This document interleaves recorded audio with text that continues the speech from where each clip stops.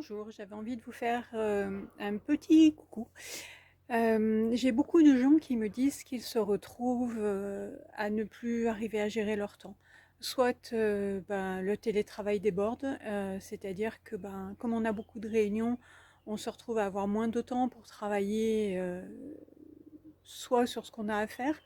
Résultat, un petit peu de culpabilité quelque part sur le fait de voilà, j'aurais dû faire mon travail un petit peu plus et compagnie. Donc on va déborder sur son emploi du temps. D'autres fonctionnent d'une manière qui est encore différente, c'est-à-dire j'ai plein de temps mais j'arrive pas à m'y mettre. Ou quand je m'y mets, c'est super difficile. Et là je culpabilise parce que j'ai l'impression que je suis un feignant, que je profite pas du temps. En plus, on nous a quand même annoncé qu'il allait y avoir un déconfinement pour certains assez rapidement. Donc voilà, tout ça, ça fait que beaucoup de personnes se sentent mal à l'aise avec ça. Donc moi je vais vous conseiller, si vous le souhaitez, de prendre des fleurs de bac. Il y a deux fleurs de bac qui sont importantes à mon avis dans ces cas-là. La première c'est impatient. Impatient, son nom, quand on définit la fleur, on l'appelle la fleur d'une autre notion du temps. Donc le temps nous semble trop court ou trop long. Voilà, ça peut être parfait par rapport à ça.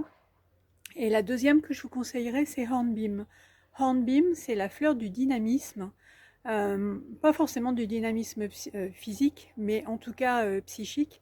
C'est de la lassitude vers la vivacité d'esprit. Moi je l'appelle le starter. C'est celui qui me permet de démarrer. C'est celui qui va nous permettre d'avancer dans la vie. Voilà. De mettre en place enfin les choses, de faire ce que l'on doit faire et d'arrêter un petit peu d'attendre sans arrêt parce que quand on a trop de temps ou quand on n'a pas assez de temps, de toute manière on ne sait pas le gérer. Alors, juste pour un petit rappel, le temps, c'est juste nous qui le définissons. Oui, on a 24 heures, mais en fonction de ce que l'on fait, le temps passe d'une manière différente. Donc pensez-y, le temps est bien souvent uniquement une vue de l'esprit.